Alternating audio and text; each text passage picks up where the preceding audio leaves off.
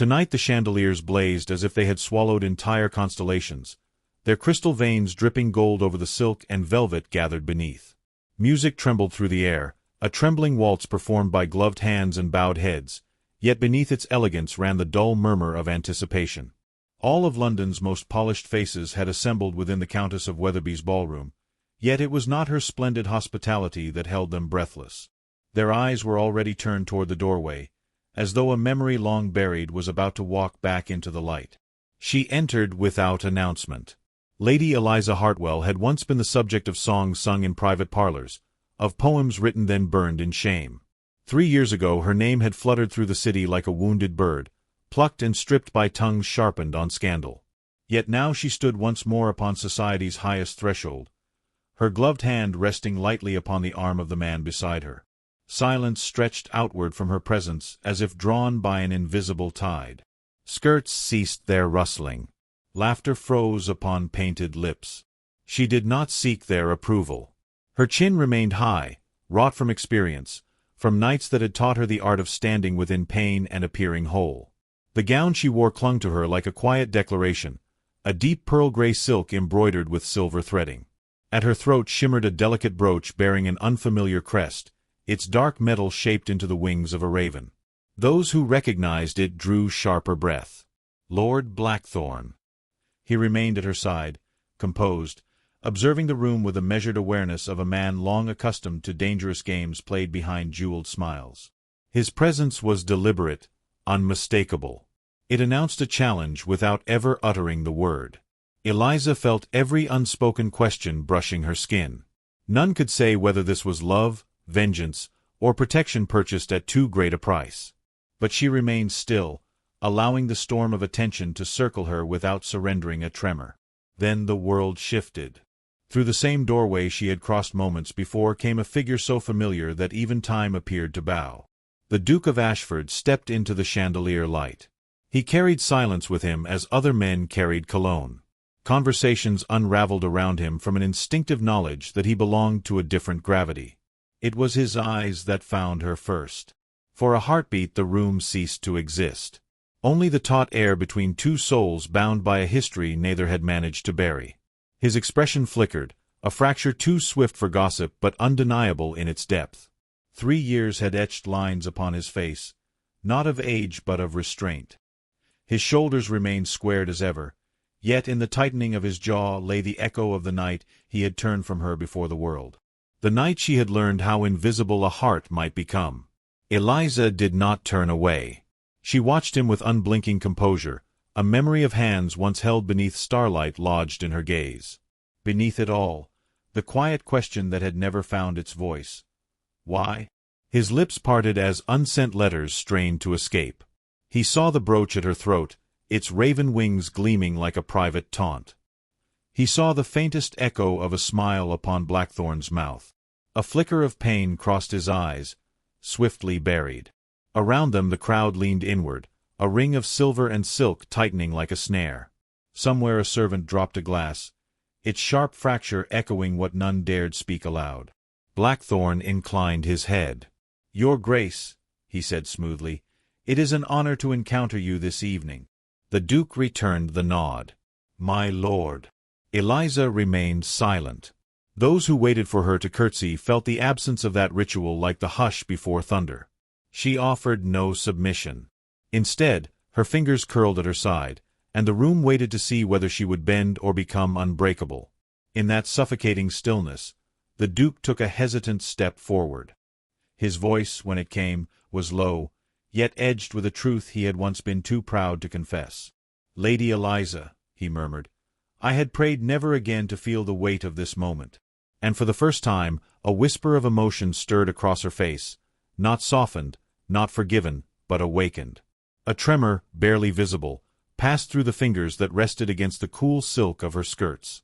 She stilled it at once, as she had stilled countless others in lonely corridors and candlelit chambers where only the shadows had witnessed her grief. In that instant, she was no longer a spectacle to be judged, but a sovereign figure reigning over her own history. The whispers that trailed her seemed to fold inward, devoured by the quiet authority that had replaced her former softness. The Duke felt it, this change in her, like a climate altered without warning. The woman before him was carved sharper than the girl he had abandoned. Where once there had lived a gentle warmth, now glimmered a restrained fire, disciplined, contained, and infinitely more dangerous. It was that transformation, more than her beauty, more than the rival who stood beside her, that unsettled him. He understood then that this night was not an accident of fate, nor a mere coincidence of invitation and season. It was a reckoning arranged by time itself, staged within the glow of candlelight and courtesy. And as the dancers slowly resumed their steps around them, as if the world resented its own interruption, the Duke realized that he stood not before a memory, but before a choice long delayed. One step would condemn him to shame, another to hope, yet both trembled beneath his waiting feet forevermore. Eliza moved through London's drawing-rooms like a ghost who had learned to breathe again. Everywhere she appeared, conversation bent toward her and then fractured, as though her mere presence reshaped the air. Invitations, once withheld in embarrassment or pity, now arrived daily, sealed in wax and smelling faintly of desperation. Society wished to witness how a broken thing might carry itself with such composed defiance. She allowed them their spectacle, never explaining that it was not strength that guided her, but stubborn survival dressed as elegance. Beside her, Lord Blackthorne remained constant, an enigmatic shadow who watched faces rather than dancing lights, as if memorizing the secret weaknesses stitched into their smiles. The Duke saw her always, even when turned away. At the opera, his gaze followed the curve of her gloved hand rather than the sweep of the soprano's arms. In the gardens at twilight, he noted the roses she selected for her bouquet, observing with a painful intimacy that she favored the darker blooms, the wine-colored and nearly black, rather than the pale, obedient varieties. Each detail unsettled him, for it whispered of a woman transformed by disappointment into something fiercer, sharper, beyond his reach yet achingly familiar. It was then that envy, that foreign and bitter companion, first wound its fingers around his heart. The first token arrived without signature.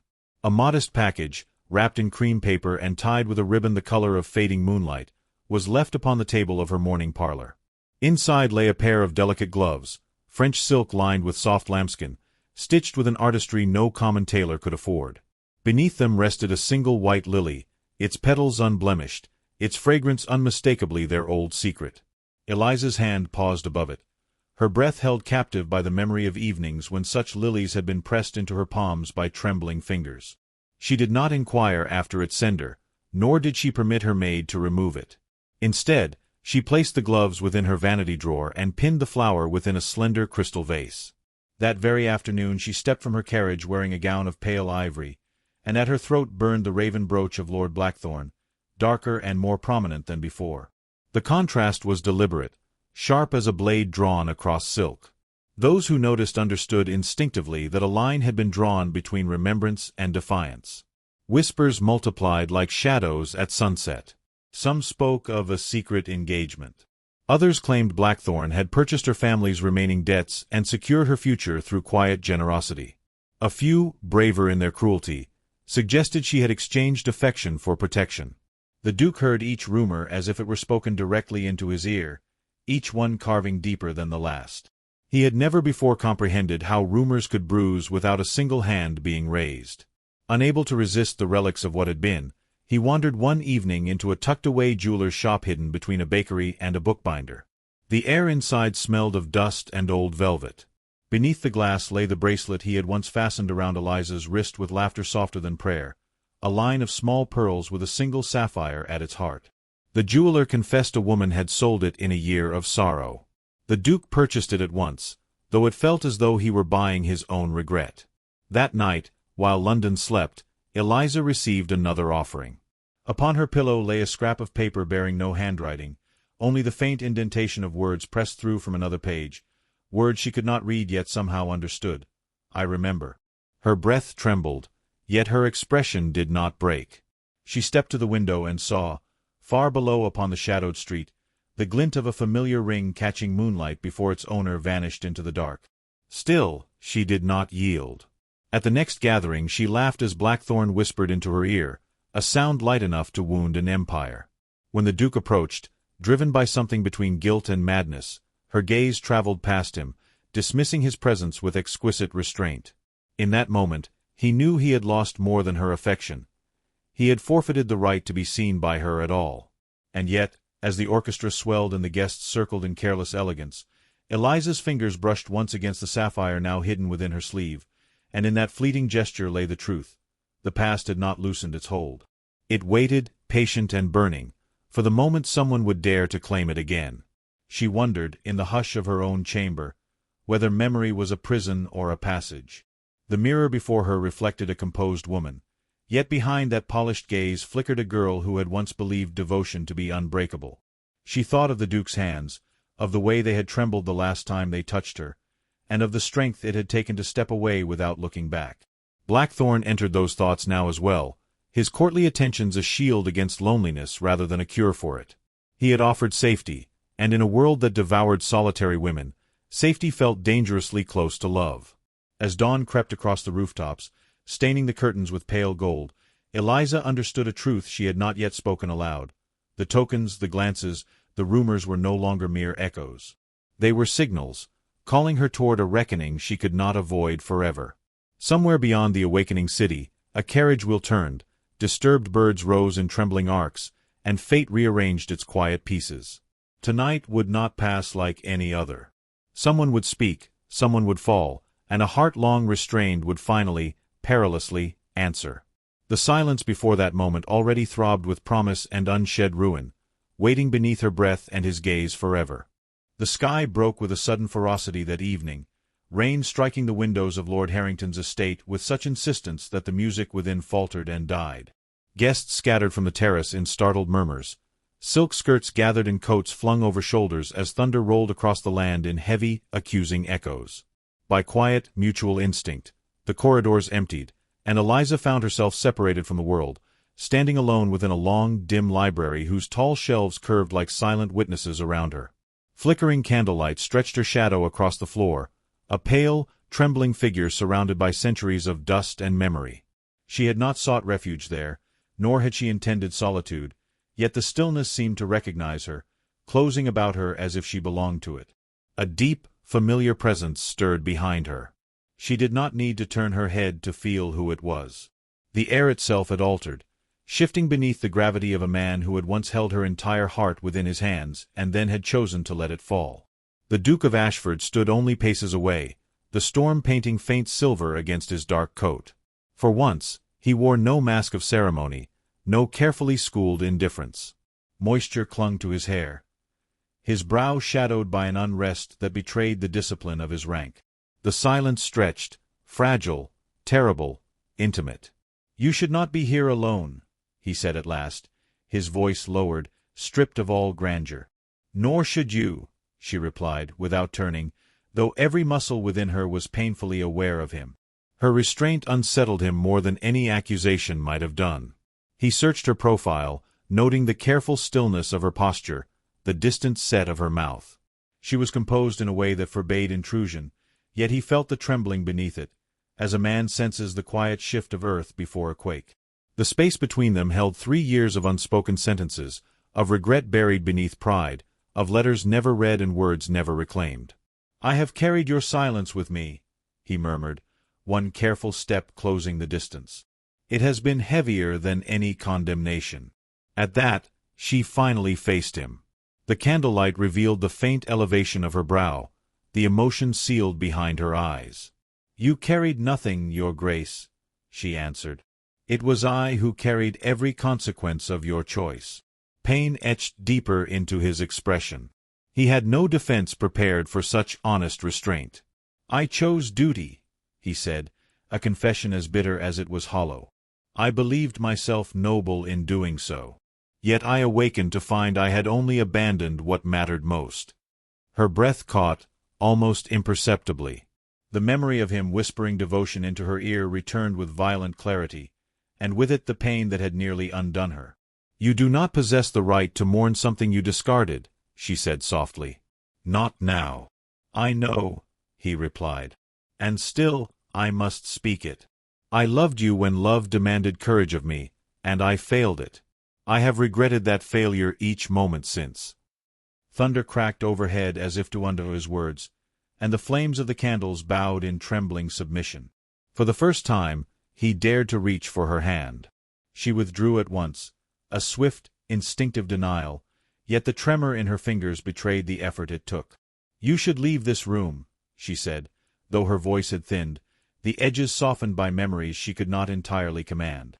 "Every word you offer arrives too late." "Not all things that come late are without value," he said, desperation breaking through his decay of composure. "Some are more precious for the waiting."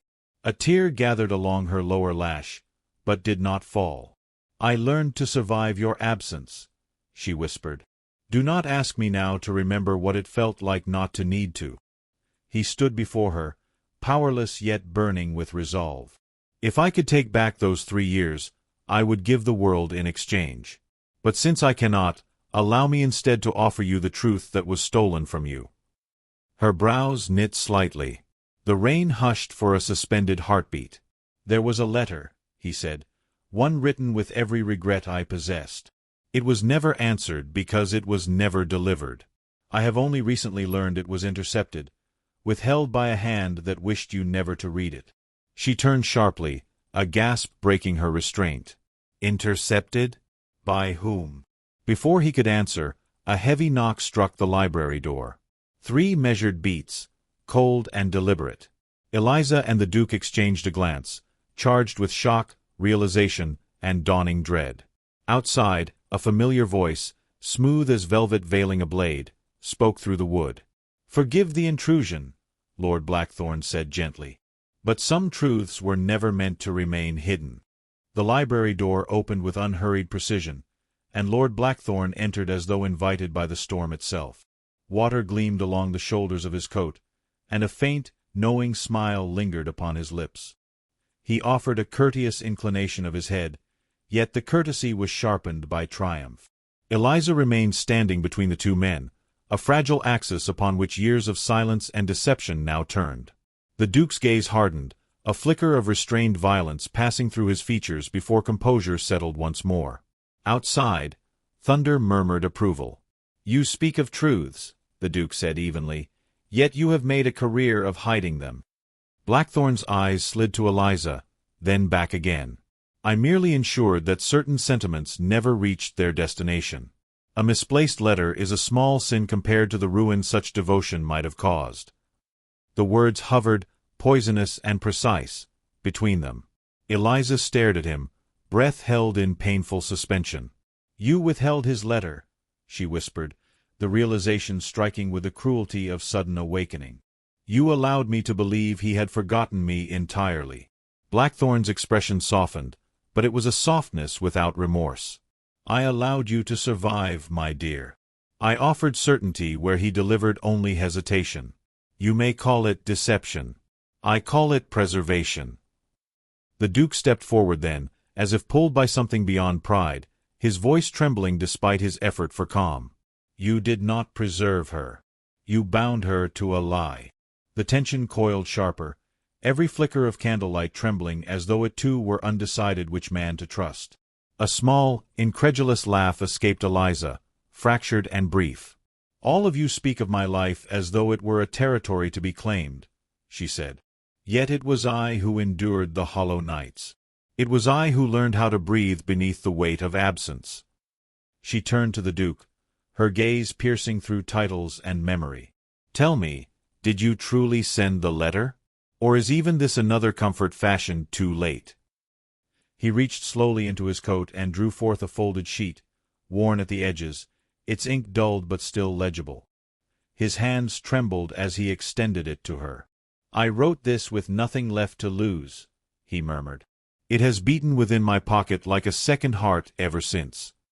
Her fingers brushed the page, and the past rushed through her in hot, unrelenting waves. The handwriting was unmistakably his. With every line she read, the world seemed to tilt, the lies peeling away like mist before dawn. When she looked up, the Duke was no longer merely a figure of regret, but of raw, exposed devotion.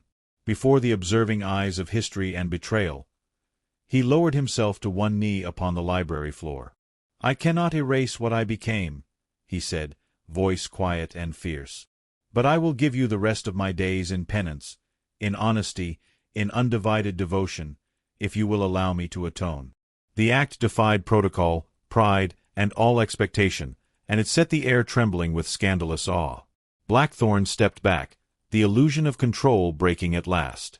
He had wagered upon silence and manipulation, never imagining such open surrender. Eliza watched the Duke, the man who had once broken her, now laid bare before her, stripped of arrogance, clothed only in truth. Within her chest, anger melted into aching remembering, and remembering into a dangerous, tender hope. "You ask too much," she said quietly. "The world does not forgive so easily." He lifted his eyes to hers. "Then let the world condemn me. Only do not let your heart become another judge in its place." The candles guttered, scattering trembling shadows across the walls. Eliza looked toward the door, toward the life she had nearly accepted beside Blackthorn, then back toward the man kneeling before her. The choice hovered like a breath between storms, fragile and immense. And as another roll of thunder shook the glass, she extended her hand halfway toward him, stopping just short of his grasp, leaving the space between them laden with possibility, doubt, and a love already beginning to rise again. Rain struck the windows with furious resolve as Eliza withdrew her hand, and the Duke remained kneeling upon the cold stone floor before her, trembling like a man awaiting judgment from heaven itself. She felt the air tighten around her ribs, breath sharp, heart hammering as thunder crashed overhead, shattering silence into jagged echoes that filled the ancient room. Blackthorn's laugh cut through the chaos, thin and venomous, a blade of sound designed to wound pride and memory at once. "You hesitate still," he observed, voice smooth as polished glass, "because you fear the truth more than the lie that caged you." The Duke rose at last, drawing himself to his full height, eyes luminous with unguarded resolve, every ounce of defiance reclaimed from the wreckage of years he could never retrieve. "You mistake her silence for weakness," he replied, voice low yet ringing with unassailable truth. "Her hesitation is strength reborn." Eliza closed her eyes briefly, letting his words settle against the wounds that still pulsed within her like bruised constellations behind fragile skin. When she opened them, the world seemed sharper, edges brighter, the taste of decision burning on her tongue. She stepped away from both men, pacing between towering shelves that watched her with mute witness, the scent of leather and dust mingling with a metallic promise of rain still seeping through the cracks of stone and timber. "I am not a prize to be measured by wounds or vows," she declared, voice steady despite the tremor alive beneath every syllable. "I am the echo of what you made and the architect of what I choose to become now." The room seemed to bow at her words, as though the past itself recognized a new sovereign within her gaze. Blackthorn stiffened, his charm cracking into something raw and uncertain. "You would discard stability for sentiment?" he demanded. "You would risk ruin for a promise written in regret?" "I would risk everything for truth finally spoken aloud," she answered, turning to him with a gaze sharpened by months of suppressed understanding. "Your certainty was built upon absence. His hope is born of return." The Duke did not move toward her then. Instead he waited, allowing choice to unfurl like a banner from her heart. That patience, once foreign to him, now defined the depth of his love. Wind pressed against the frame of the building, forcing shutters to groan like beasts in lament. Eliza felt the tempest speaking to her, reminding her of nights spent listening for footsteps that never came, of mornings born out of resignation instead of joy. She turned again to the Duke, stepping closer until the warmth of him met the chill in her bones. "If I place my faith in you once more," she murmured, "you must swear not with words alone, but with the relentless truth of your actions." He nodded, eyes shining like storm cut open by light. "Then let this be the first and last oath I ever speak," he said, taking her hands gently, though she no longer belonged to hesitation. "From this moment, all I am will stand bare before you, and all I build will bear your name only if you wish it so." Blackthorn surged forward, desperation flashing through his eyes as control slipped away from his grasp. "This is madness," he insisted. "Think of position, of power, of the world waiting to break you the moment you defy its design." Eliza freed herself from his reach with a single clean motion, shaking her head as if shaking rain from her thoughts. "Let the world learn to adapt," she replied. "I have spent too long reshaping myself to survive its expectations." The storm reached a crescendo, and with it came a clarity so sharp it nearly hurt. Eliza stepped fully into the Duke's space now, her hand still enclosed in his, her face lifted in open defiance of former fear. "I choose the uncertain road," she said, each word striking like a bell sounded through the marrow of the house. "I choose the man who has suffered and learned, not the one who sought to shelter me in shadows." The silence afterward was immense, sacred, trembling with everything they had never dared to imagine possible again. Blackthorn stood frozen, the architect of his own unraveling, and stalked toward the door without another word, the echo of his betrayal fading with each step. The Duke exhaled slowly, as though the years upon his shoulders had loosened at last. Eliza watched him, seeing now not the man who had once vanished, but the one who had returned changed by truth and time. "This is only the beginning," she warned softly. "Forgiveness will not come easily, and neither will peace." "I will earn them both," he replied, the simplest promise he had ever made, yet the most profound. He pressed her hand against his heart, and she felt its steady defiance answering her own wild rhythm at last. Outside, the storm began to break, rain softening into a sorrow that sounded almost like blessing. A pale band of light touched the edge of the sky, promising dawn without quite revealing it yet. Eliza drew a slow breath, sensing the weight of her choice settle around her shoulders not as chains but as wings newly formed. She turned once more toward the windows, watching water trace silver paths down the glass, each line a reminder that nothing remained untouched by change. Behind her, the Duke waited unhurried, present in a way that frightened and steadied her at once. "Will you step beyond these walls with me?" she asked. "Or will you fear the unknown more than you ever feared losing me?" He answered with a look that trembled between terror and devotion, and followed.